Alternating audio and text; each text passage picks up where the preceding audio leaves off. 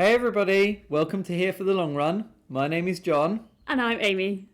And this is our podcast. Which is all about trail running, ultra adventures, and the highs and lows of running some silly distances. So thank you all very much for the feedback on the first two episodes. We really appreciate all of your thoughts, comments and ideas. Obviously we are learning as we go. We now have a new microphone. So the sound quality should be better than through the laptop before. And we've really enjoyed seeing where people are listening from and you telling us what you've been up to when you've been listening as well. So thank you. I particularly enjoyed one of the comments, which was that listening in the car with a friend of mine's young baby who normally screams the whole way, and apparently our chats, made him be quiet. So I don't know what that says. Maybe we bored him to tears, but I'll take that. So as well as reviewing some of the races that we've taken part in, which has been the focus of our first two episodes, we also wanted to share with you some of our self-made adventures with the intention of making it easier if you want to plan some of your own, because we've kind of done those logistics, learnt some of the lessons, and to encourage you to go out and have your own adventures. So that's what we're going to do today. So we're going to go all the way back to September 2023 when we decided to run around the Isle of Wight. Amy, why did we decide to do that? I mean, that is a very good question. I think the main reason that we chose that as a kind of a weekend adventure was that we'd both ridden around the Isle of Wight in at various times through different events, and when doing that I felt like it would be a really cool thing to do as a run. I knew that there were some events that did it, and I think the distances meant that we could do it easily in a weekend. It felt quite achievable as a little adventure when we had a couple of days free. We also wanted to try doing multi-day, and the Isle of Wight, when you break it down and do sort of 2/3 one day and 1/3 another day, works out at about 40 miles we found, and then about 20-ish miles. So it seemed like a good practice for a multi-day fast packing type event, and it's quite close to us, so it's very accessible as well. I think the other good thing about choosing the Isle of Wight is that it's a fairly easy one from a kind of logistical navigation point of view. So in terms of planning the route, for us it was just around actually taking the coastal path. So quite an easy one as one of our first self-made type adventures. Yes, keep the sea on your left. Lots of places to stop and buy food and drink and all those things as well. So that made it useful. Yeah, for sure. The other thing before we get into the detail, Jon, that I'm interested in your thoughts on are why someone might choose to do this kind of thing or any self-made adventure over entering an organised race. Yes, especially when there are so many great organised races out there. I think there's a few different things. So there's definitely a cost one. So we had a whole weekend adventure for about the same price as 2 tickets would cost to a 50-mile race, and you'd have to add all the accommodation and food on top of that. So that's definitely one of the benefits. I think secondly, we're very lucky that we enjoy each other's company most of the time. And so it's nice to do these kind of adventures with people that you're friends with, partners, etc., that you enjoy running with. And you can also really take your time. There's no stopwatch, there's no clock, you're not trying to meet a checkpoint. If you want to stop and have an ice cream at that shop because it looks good, you can. So that is one of the definite benefits for me. And you can also be flexible, within reason. If you've booked accommodation, obviously you need to get to that accommodation, but I guess if you really had to, you could stop and get a bus if you needed to. Does that make it a bit of a get out? I don't think so. It's a different type of thing. Yeah, I think it is a different type of thing, and we'll come on to the details of our adventure later. But yeah, we kind of adjusted our plan a bit for this one based on some of the conditions. So yeah, I think it does give that flex, and I think it's just about what mindset you go in to that adventure with. And I know some people would be probably still quite rigid on following whatever route they'd planned, but I quite like the as you said, the ability to kind of choose where you're stopping, to not be rushed, to make the most of whatever or wherever you are in your surroundings. So yes, the other thing I think that's interesting though, and perhaps more of a downside, is I guess when you're as part of an organised event, there's all of that kind of safety and organisation that's around you to kind of look after you if something were to go wrong, or and I think doing this together, there's less of that kind of challenge for us. But yeah, I guess there's some security in knowing that there's kind of an organised event and people looking out for you, and if you kind of got injured, you'd be taken back and looked after and all of those things. So maybe that's a downside, but it also, it makes you think about those things, and in the planning you're thinking about, okay, what have we got with us that, first aid and all those things that will kind of make sure that if something happens, we've got a plan. And I think it is good to do these events as well to test your ability to be a bit more self-sufficient within the realms of you can stop and buy things at shops anytime you want. I think relying on a race team to save you isn't actually the right way forward, to your point about the safety and security. I think people need to take some responsibility for themselves as well. Yeah. Okay, so Amy, what did you pack for this event? So I think for me, the first thing that I thought about was, the fact we've got the multi-day event. So it was, what are the things that we're going to need for when we stop and it kind of overnight. So some of the overnight stuff, toiletries, your next day's worth of kit, chargers. So yeah, planned kind of and tried to get that down to as little as possible. So we knew that we would probably go out and eat something on that first evening. So it was, actually, can we wear our kit for the next day for that? We both took, I think, our Gore warm jackets because they can fold down really small, but are great, say, for something like an evening where you want to be keeping warm because you're going to be tired after that first day, but don't want to have a big coat with you. As Jon said, it was September when we did this, so we weren't guaranteed any particularly warm weather. I think we kind of had to pack for all weathers for this one because the weekend was such that there was a real combination of sun and rain and different temperatures. So had wet weather kit, but yeah, mostly focused on trying to find the lightest stuff, because once you've kind of added in all those little bits that you need for an overnight, immediately your pack gets quite heavy. And I think because you're planning on kind of going, without those aid stations as you might do in an event, you're carrying a bit more water and food than you otherwise would. How about you? I was going to ask you what you packed it in. Yeah, that's a good question. So my trusty, that's been mentioned 3 times in this podcast now, my trusty Ultimate Direction 11 litre pack was just about enough for this. It was like the max that bag would have taken, I think. But I actually bought that bag for this adventure because prior to that I didn't have anything that was this big. And yes, I think worked well. Because it was the first time properly out, and although we'd been, I'd run with it, I hadn't run with anything as heavy. So yeah, I had some, we'll come on to it later, but I had some real chafe issues, partly because of the heat, but partly just because of the weight of the pack. We might as well talk about that now. So both of us got sore bits at on our lower backs, and I think that was on day one. It was probably mid-20s in temperature, so we were just wearing t-shirts. It was hot and sweaty, and the bags were heavy, and they're moving on your back, and so it is rubbing. I haven't had that problem with the same bag at any other point. And I think that's because probably I haven't had as much weight in it, but also I haven't worn it with just a t-shirt. Even on the Ark, I had a t-shirt and then a base layer, and those were kind of covering my lower back better, I think, because I was using a slightly different t-shirt.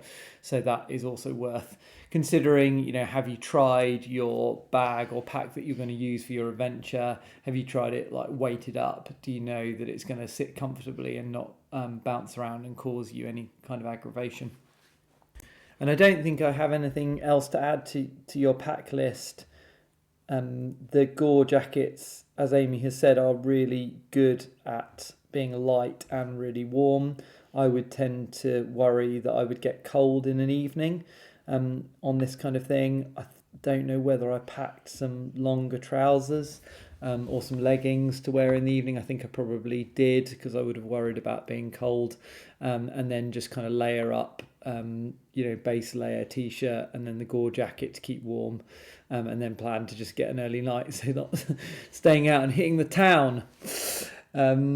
Okay, should we go on to talk about the logistics of the event? So we got down to Lymington on Friday night and stayed in the van in Lymington, and then got the ferry over early the next day, something like 7:45, arriving in Yarmouth just after 8, and then got cracking about 20 past 8. And that first leg, so we're going clockwise up towards Cowes, beautiful trails, very, very runnable, all the way up to Newtown Creek, which is a big estuary inlet that you have to kind of wiggle all the way round. So that was all really fantastic. Felt good, felt fresh. And then continued on the other side of that up to Cowes. So that's the first 13 miles. Stopped at Egypt Point on the beach there and bought a very tasty ice cream from this ice cream hut, where there's also a toilet, which was really handy, and just enjoyed the view and had a little rest for 10 minutes or so. So then we got the chain ferry across from West Cowes to East Cowes. So I think that's a couple of quid, something like that, £4. And then there's a bit of a boring uphill road stretch, which is away from the coast. And then you join back on the coast at Wootton Creek, where one of the other ferries comes in. So that's another option if you want to get a ferry, I think, from the sort of Portsmouth area across to or Southampton to Wootton Creek. And then back to Ryde.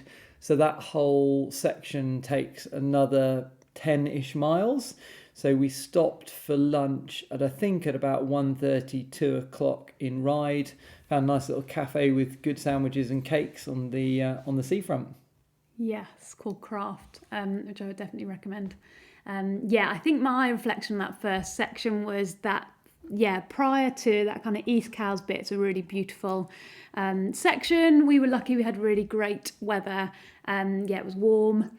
And you mentioned those chain ferries. I think if people aren't familiar with going around the Isle of Wight that's kind of an unavoidable thing because of the estuaries coming in. You have to go across those unless you want to do a massive detour inland to come out again. So yes, that's just a logistical thing, but they're fairly regular, so it doesn't slow you down massively. Yes, absolutely. And then so after Ryde, this next section was my favourite section. So you're heading around Bembridge. There's lots of little beaches. It's all really very pretty. There's one bit there where you have to be a bit tricky, because you start on a beach and then you go around a corner, you end up on a beach on the footpath, but then you have to get up into the trees, and we went too far down the beach before having to kind of retrace our steps back down the beach to get up into the trees. And then really beautiful section, another estuary that you have to weave around. There might be a way of getting across some of it at low tide, but the tide was definitely in, so we had to sort that out. So that's Bembridge Harbour, and then you go steeply uphill. The coastal path seemed to kind of cut the corner a little bit there at Bembridge, and then you go up onto Bembridge Downs, and then there's the most amazing downhill that's so runnable and so beautiful, with this big view opening up ahead of you down towards Sandown. Yeah, that was one of the highlights of that day for me, I think.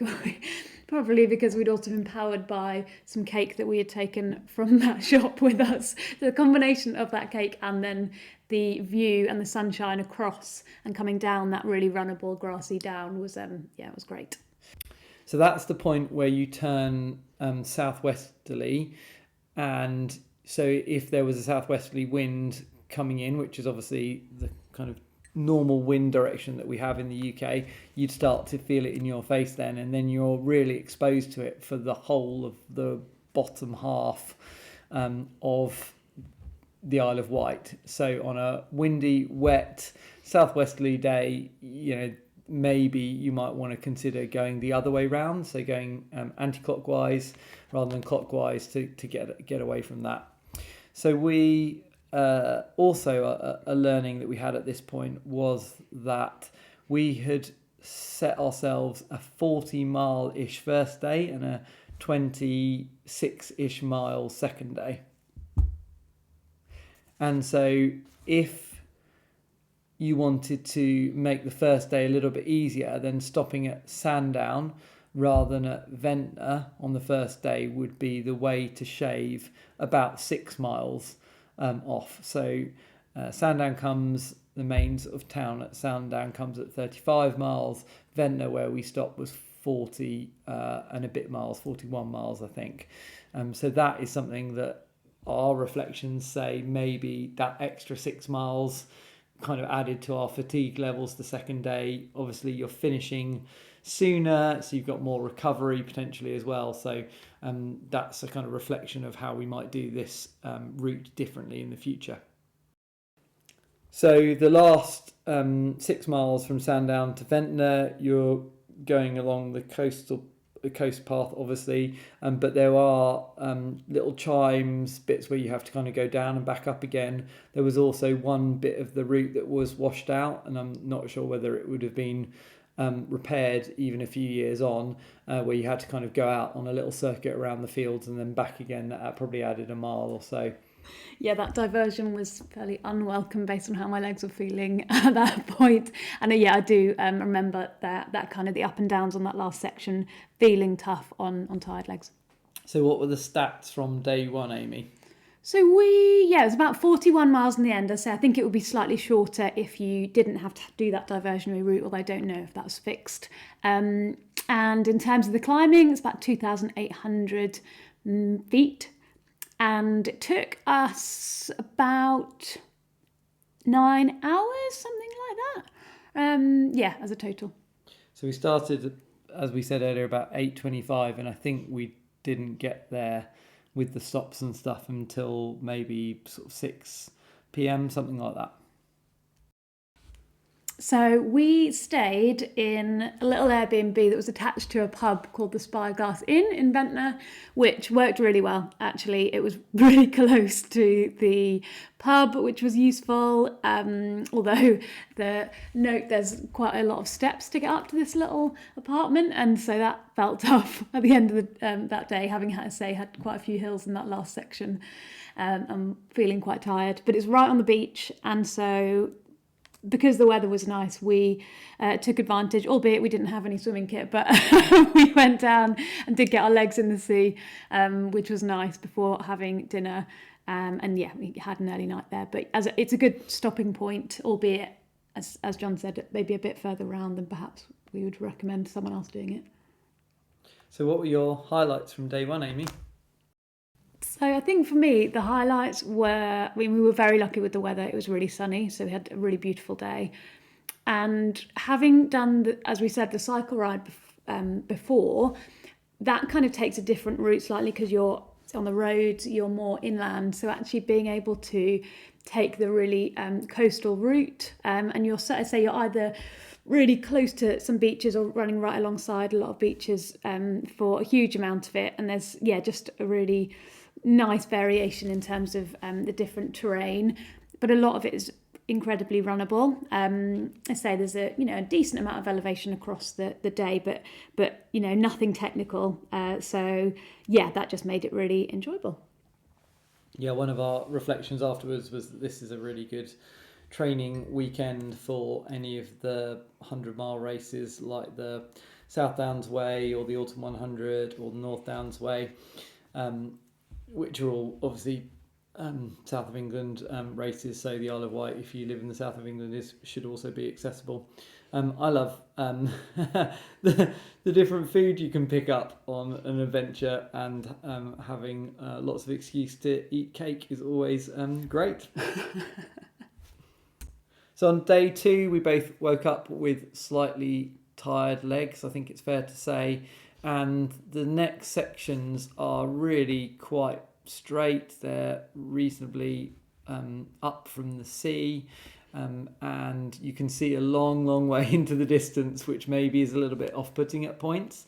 Again, there's chimes cutting through where you have to go around them or go down and back up again from the beach. None of them are particularly big. Interestingly, on day 2, we did about 20 miles in total and about half the elevation of day 1, so relatively equal. So it's about 1,800 feet for the 20 miles that we did on day 2. Weather, we'd had a couple of hours after we started off about 7:30 that was dry, and then I think we got some rain. We stopped at this cafe called The Pearl, I think. Where they sell pearls, but they also had nice cake again and coffee. So that was a useful pit stop. That was a long military road on the way to Freshwater Bay. What are your reflections on what your mindset was like that day, Jon? I've got some memories of it. Of my mindset? Yes. Oh, thanks. Yeah, I think it was, my legs had felt tired from the day before for sure. So it felt really hard work. I think it got easier.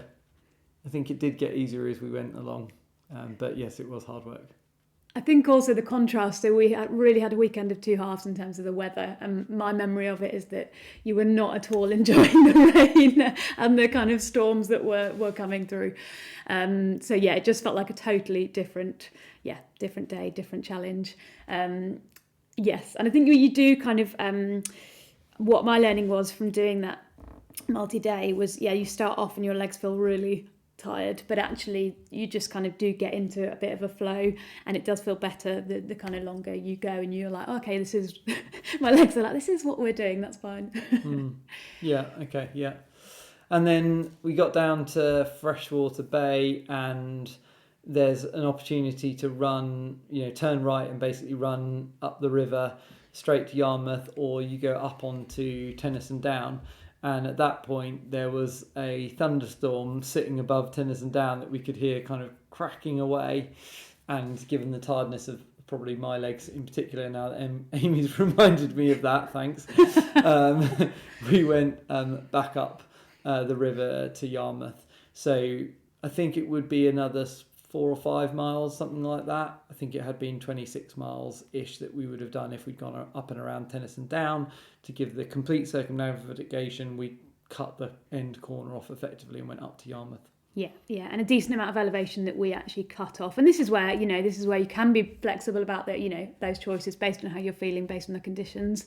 I think my reflection is that you felt much more comfortable cutting that bit off. I kind of really wanted to feel like we had done round the outside, and so it felt a little bit like cheating cutting off that bit, but in hindsight I was probably as tired as you. I was just being a bit more stubborn about that. I was happy with the way that we did it. Would if I did it again, would I want to do that bit? I think if we had different conditions, it would have been nice to go up on Tennyson Down. It's a lovely bit of the island, and there's some great views and things from there, so yeah, but I think it was the right call on the day based on how each of us were. So in terms of a few other things to think about, whenever you stop at a cafe or anything like that, I think that's a great opportunity to refill the water. So I don't think we had to pay for any water at any point. The regularity of our cafe stops meant that we got the water for free. Yeah, I think one of the things I would have planned better, or at least plotted on our kind of virtual route, was where a lot of the public loos and things were, because there was a couple of times where we assumed that a cafe would have one and didn't, and then we were like, where are we going to find the next loo? And it sounds like a little thing, but actually, I say, just knowing where those are on your route when you haven't got an event around you where you've got portaloos available and that kind of thing. So Amy, what are your overall reflections from the whole weekend? I really enjoyed it. I think it's a really great mini adventure. It's nice to feel like you've accomplished the whole island. So there's something really nice about that, but without it being crazy distance. So yeah, as we said, about 100k overall. I think it's very easy to plan the kind of logistics of it. You could stay at various different points, so that makes it quite nice. And I think the fact that, you know, the travel and the ferries and stuff are really regular also makes it quite easy, because you can kind of get an early ferry in. You could do it slightly later, but also, you know, you can be fairly flexible if you get a flexible ticket about when you get back across as well. So, you know, you don't have to be running because you need to get a certain time ferry, you know, the second day. Although my memory of that last section of the race was that you were very keen to get us to the end and onto a ferry that we knew might be possible if we kind of ran pretty well for that last few miles. So yes, did a kind of quick run to get that ferry. And it's funny because obviously with an event, when you get to the finish, there's, you know, something quite significant about that, whereas with your own adventure, I think it's a little bit of an anticlimax, and because of the fact we kind of ran onto the ferry, got some weird looks from people around us, and then we're like, oh, you know, that's it. I don't think we necessarily took lots of time to kind of stop and feel like, oh, you know, we did it, we achieved it. It was yeah. So that was my, I think, reflections. But generally, I would really recommend it as a weekend self-made adventure. I think it was really fun. How about you? I think if you put the weekend aside and if you don't book any accommodation until the last minute, you could probably keep an eye on the weather and see whether you wanted to do clockwise or anti-clockwise. So that would probably be quite a useful thing, especially at times of the year when maybe the wind in your face for 20 odd miles isn't what you really want. You could have the wind at your back, or at least across you instead. So that's worth considering. But yeah, I mean, we were so lucky with the weather on the first day. That made it really beautiful and you know, type 2 fun. I don't remember it being so awful on day 2. Clearly you do remember it being awful for me. I think I'd gone into my kind of mocking, just, you know, general abuse zone for all the chimes and all the ups and downs probably, but yeah, that's what tired legs will do. I think the other reflection is that we thought it was, you know, a fairly cheap as a, you know, total breakdown, and maybe Jon, you can give that in a second, but there are other ways that you could do it. So, you know, there are lots of campsites depending on the time of year, so you could for sure do it as a kind of camping adventure. Obviously the other consideration with that is you would need to be carrying some of that kit if you're taking a really lightweight tent or something like that. I'm not sure that would be my choice, but yeah, it'd be another way of doing it. So I think the total cost was about £200, so about 100 on the accommodation, about 50-60 on the ferry for us both return, and then probably 50-60 on the food and other snacks that we bought, maybe a little bit over that. So very comparable to entering you know, a 50-mile race, you know, and you then would have all the accommodation and other costs on top of that. We'd love to hear about your self-made adventures, to give us ideas for the future. And in the next episode, we're planning to reflect on nutrition during some of the longer races that we've done, and what being a type 1 diabetic for me teaches non-diabetics about how to avoid bonking on a race. So we're going to have a look at my last 3 races, how I fueled for them, where my blood sugars were at, and what that teaches me and maybe others for the future. Thanks so much for listening. See you next time.